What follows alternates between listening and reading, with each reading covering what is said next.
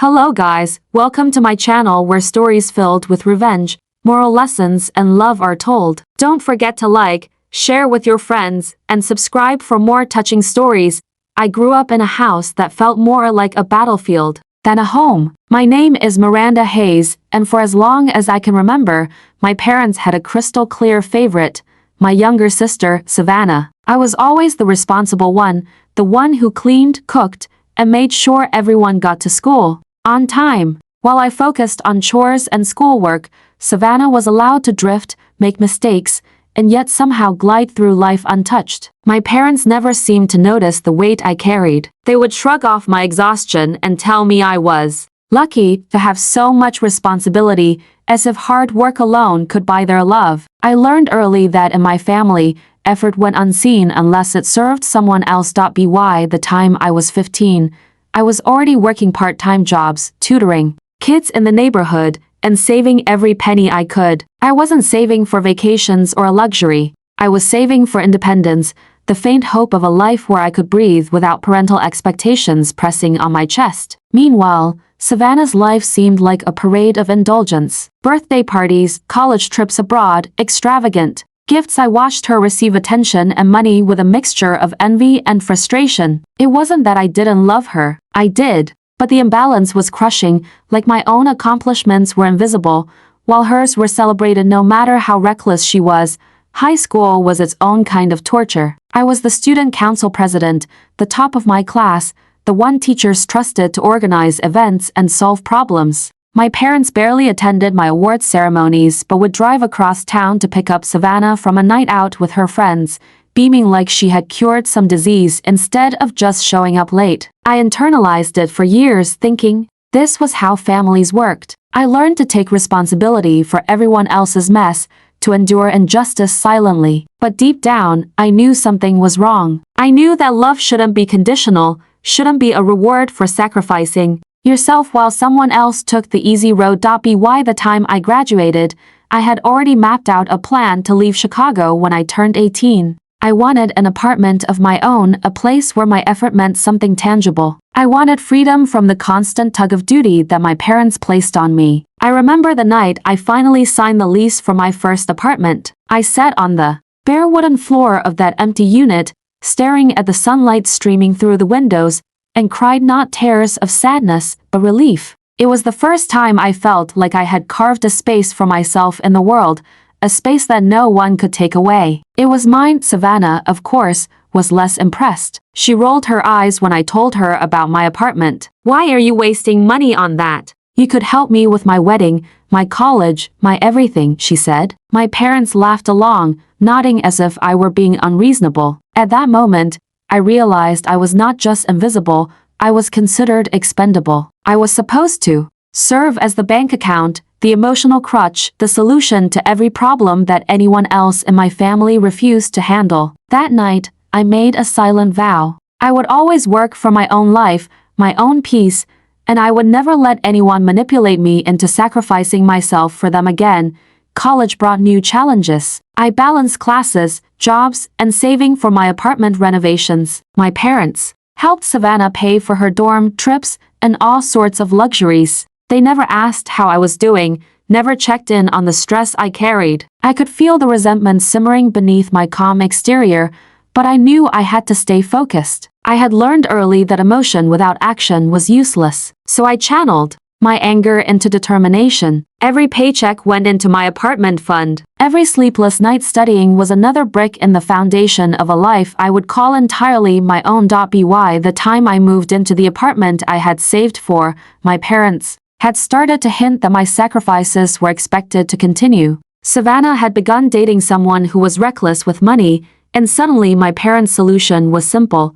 "Miranda, you have a stable income. Can't you just sell your apartment and help Savannah?" They didn't ask, they demanded. And they acted like it was natural for me to give up the home I had fought years to create. My blood boiled, but I kept my voice calm. "No, this apartment is mine," I said. Their faces twisted with disbelief and anger, as though I had committed an unforgivable crime. I knew then that the fight for my autonomy was about to begin.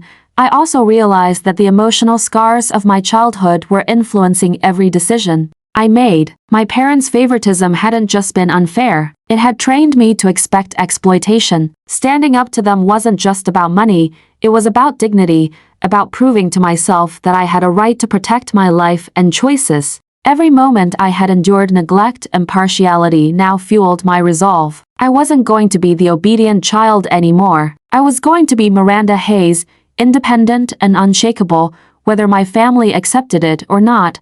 The years of carrying responsibility had left me strong but cautious. I learned to spot manipulation quickly. When Savannah called me crying about her debts and her failed relationships, I listened, of course, but I didn't rush to bail her out. My parents, however, didn't like it. They tried to guilt me, sending letters, emails, even showing up at my door unannounced, insisting I sell my apartment for Savannah's sake. Their entitlement was shocking. I began documenting everything: messages, threats, and any sign of coercion. I had grown up invisible, but I would not allow myself to be powerless.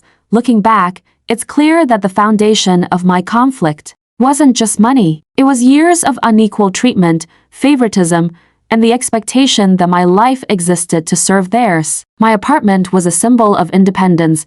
Of all the nights I stayed awake working while Savannah partied, it represented my strength, my sacrifices, and my refusal to continue being exploited. Every step of the way, I reminded myself that self-respect isn't negotiable. That lesson, learned in the harsh crucible of childhood favoritism, would become the armor I needed when the storm hit, when my parents escalated their demands into harassment and legal threats. I had endured years of injustice silently, but now I was prepared to fight openly, fully aware that my family's love had always been conditional.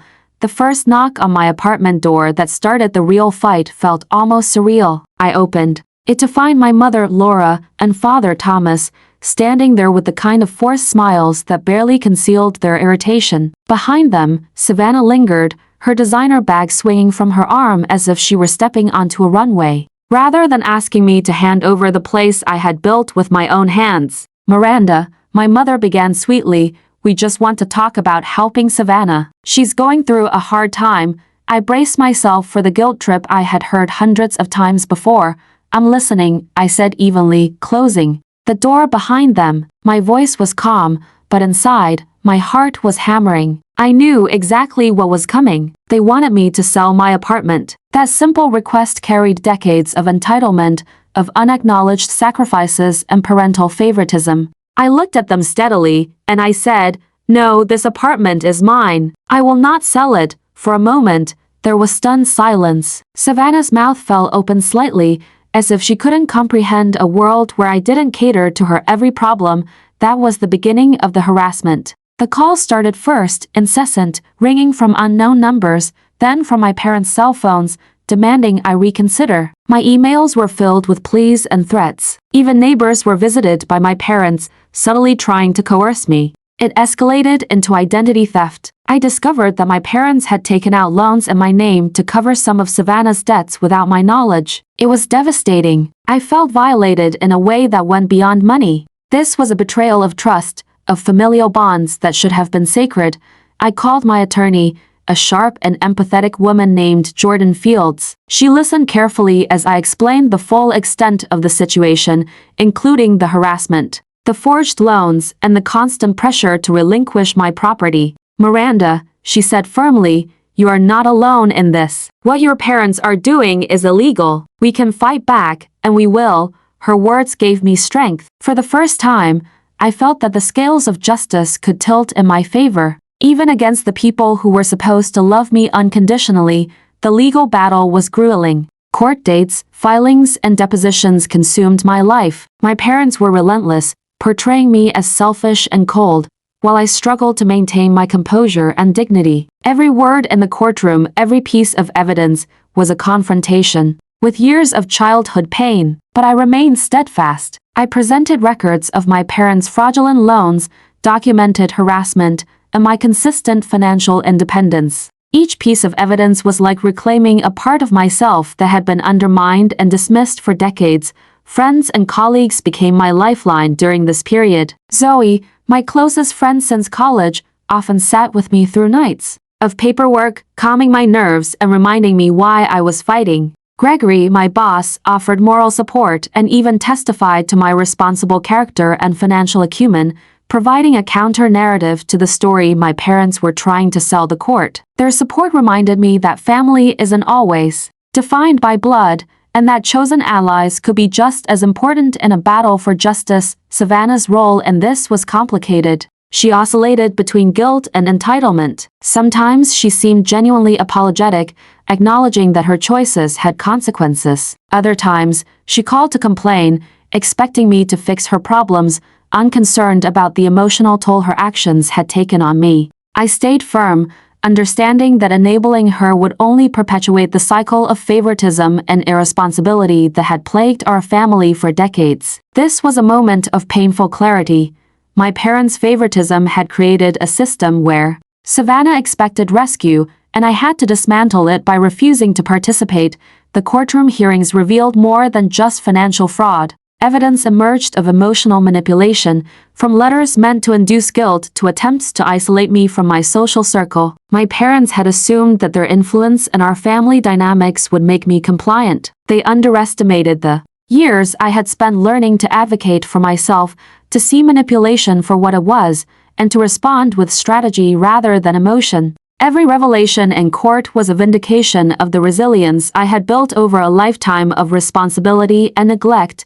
I remember one particularly tense moment during the trial when my father tried to minimize the forged loans as misunderstandings and family obligations. The judge paused, looking at him with incredulity, and asked me to explain the impact on my life. I spoke clearly, recounting sleepless nights, fear, and emotional distress. I described how my savings and security had been threatened, not by some faceless institution, but by the very people who were supposed to love me. The words were heavy, but speaking them aloud in a courtroom, with witnesses and legal documentation to back them up, made the injustice undeniable. As the trial progressed, the tension at home reached a fever pitch. My parents' calls became threats. My mailbox was tampered with. I even found my apartment door lock had been fiddled with. I realized that my personal safety and peace were at stake. With Jordan's guidance, we sought protective orders and reported every instance of harassment. It was exhausting, emotionally and physically, but necessary. The stakes were no longer just about an apartment. They were about asserting boundaries and reclaiming the life I had meticulously built.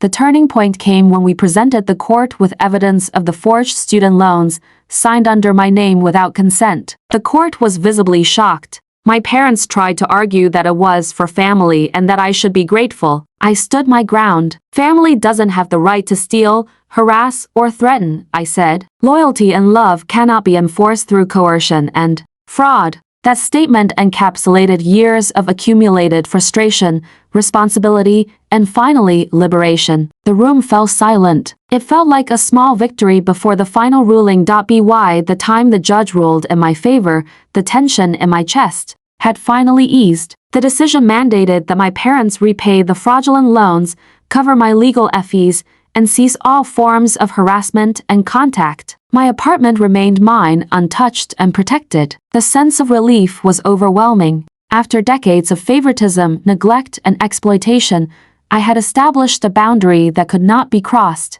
My home had been a battleground, but it was now a sanctuary, a testament to resilience, hard work, and self-respect. Savannah reached out months later cautiously. She apologized for the chaos her choices had caused and admitted, perhaps for the first time, that she needed to take responsibility for her own life. While I remained protective of my boundaries, I could see glimmers of growth in her. The dynamic had shifted. She could no longer rely on me as a safety net, and my parents' enabling influence had been neutralized. It was a strange mix of relief and sadness, understanding that familial bonds were forever altered, but also recognizing that change, however small, was possible when consequences were enforced. I learned that standing up for oneself doesn't always feel heroic in the moment. It can feel lonely, exhausting, and frightening. But the act of asserting boundaries, refusing exploitation, and pursuing justice can transform years of pain into clarity and empowerment. My apartment, once a symbol of conflict, became a monument to personal victory. I understand now that protecting one's life, autonomy, and dignity isn't selfish, it's survival. The morning the final judgment arrived, I remember sitting in my apartment, sunlight streaming through the blinds, and feeling a weight lift off my shoulders. I held the court papers in my hands, the official seal confirming what I already knew in my heart. I had won. My parents, who had spent years manipulating, harassing, and trying to coerce me, were now legally bound to repay the fraudulent loans, cover all my legal fees, and cease any further contact. The sense of justice was almost surreal. I had fought my own family and emerged victorious, and yet the victory felt different than I imagined. It wasn't about rubbing their noses in defeat. It was about reclaiming my life, my dignity, and my home. For weeks after the ruling, I focused on repairing the subtle cracks left by the ordeal. Emotional strain had shadowed every corner of my apartment. Even the walls seemed to carry echoes of arguments, threats, and silent resentment. I spent long afternoons repainting, rearranging furniture, and breathing life back into the space that was now unambiguously mine. Each task felt like a symbolic act of reclamation. I could finally walk through my home without fear of intrusion, guilt, or expectation. For the first time in decades, I felt the pure weight of freedom. My relationship with Savannah remained delicate. She reached out cautiously, aware that I had boundaries she could no longer test. She expressed regret for her recklessness and dependence, admitting she had relied on my parents' favoritism and my compliance far too long. It was strange to hear humility in her voice after years of entitlement, but I welcomed it with cautious optimism. I offered limited support, not because I was obligated, but because part of me wanted to believe that growth was possible. It was a delicate dance of trust, acknowledging the past but not allowing it to dictate the present.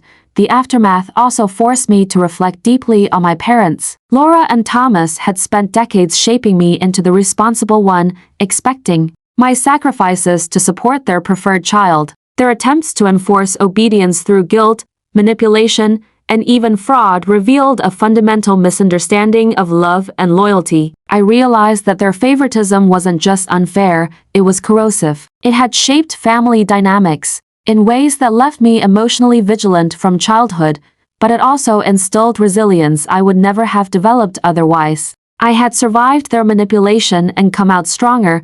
Therapy became a cornerstone of my recovery. Unpacking the trauma of years of favoritism, emotional neglect, and betrayal helped me understand my own behavior and responses. I realized that I had internalized the belief that my worth depended on serving others, a belief I now had the tools to dismantle. Each session helped me articulate feelings that had been buried for decades: anger, disappointment, sadness, and finally, relief. I learned that my refusal to sell my apartment wasn't just about property, it was about self-respect, asserting boundaries, and finally choosing myself over the demands of those who had never truly valued me. Financial independence had always been a goal, but its significance became profound through this ordeal. My apartment, once simply a roof over my head, symbolized my agency, my work, and my ability to make choices uncoerced. When my parents tried to take it from me, they were attempting to seize more than a building. They were trying to erase my independence.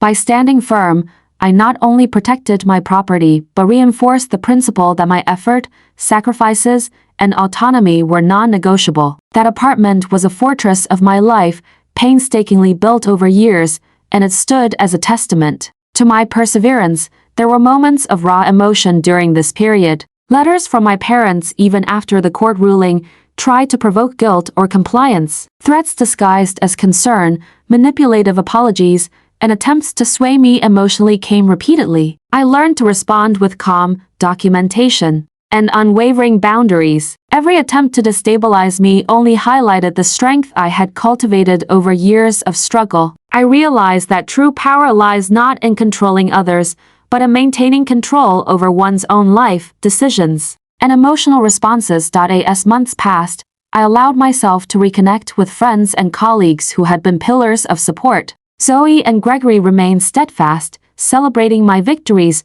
offering perspective, and reminding me of my resilience. The chosen family, I realized, often provides the loyalty and consistency biological family fails to deliver. Surrounding myself with supportive, trustworthy people was not just comforting, it was transformative. I learned that nurturing relationships built on respect and reciprocity was far healthier than clinging to toxic bonds simply because of blood. Savannah, gradually learning to navigate life without the financial safety net I had once been expected to provide, began showing signs of genuine responsibility. It was a bittersweet observation. Part of me wished she had learned these lessons sooner, but I recognized that everyone grows at their own pace. I maintained firm boundaries, supporting where I felt it appropriate, but never compromising my own stability. Watching her tentative steps toward accountability reinforced the idea that consequences are sometimes the most effective teacher. The emotional liberation I felt extended into my personal life in ways I had never anticipated. I could finally pursue relationships and opportunities without the constant weight of family expectation pressing down on me. Decisions about career, social life, and personal growth were mine alone. My apartment, the product of years of labor and sacrifice, had become more than just a home. It was a declaration that I had the right to choose, the right to protect myself, and the right to live on my own terms. Reflecting on the journey, I understood the profound lessons embedded in the conflict. Childhood favoritism had taught me to endure and observe, but it had also equipped me with the patience, resilience, and strategic thinking necessary to reclaim my autonomy. Legal action, though uncomfortable and emotionally draining, became an instrument of empowerment. Standing up to my parents, exposing their fraud, and winning in court was not vengeance for its own sake. It was affirmation of self-worth and the principle that no one has the right to exploit or coerce you, not even family. Ultimately, I realized that my parents' love had always been conditional, tied to their preferences and expectations. By asserting my boundaries, I redefined what family meant for me. I embraced the concept of a chosen family, surrounded myself with people who respected and valued me, and allowed myself to heal from decades of emotional exploitation. The apartment, the legal victory, and the emotional clarity all became symbols of a life reclaimed. I had transformed pain into empowerment, fear into confidence, and oppression into freedom. Looking back, I recognized that this journey was not just about defending property or fighting a lawsuit. It was about building a life where I am no longer defined by the expectations of others, where my decisions are respected, and where self-respect is paramount. The path was lonely and challenging, but it forged a sense of clarity and empowerment I could not have gained any other way. The court case closed a chapter of exploitation, but the lessons endured. I now move forward with strength, independence, and the ability to form relationships rooted in mutual respect, responsibility, and genuine care. Moral lesson: life sometimes teaches us through betrayal and hardship that love and loyalty are not guaranteed simply because of family ties. Protecting your own peace, asserting boundaries, and demanding respect are acts of courage, not selfishness. Childhood favoritism, neglect, or exploitation can leave deep wounds, but those wounds can be transformed into resilience, insight, and independence. Financial independence is not just about money, it is a tool of empowerment, giving you the freedom to make choices without coercion or guilt. Legal or professional help is not a weakness. It can be a necessary safeguard when emotional manipulation or fraud threatens your life. Surround yourself with chosen family, friends, mentors, and allies who value you for who you are, not what you provide. Healing is a gradual process requiring reflection, patience, and the courage to stand firm. And sometimes letting go of toxic relationships, even with blood relatives, is the greatest act of self-love. Your life, autonomy, and dignity are worth defending fiercely, and in doing so, you can reclaim your story, build healthy relationships, and create a home both physical and emotional that reflects your true worth. Like this story, make sure to like, subscribe, share with friends, and leave a comment with your thoughts and lessons learned.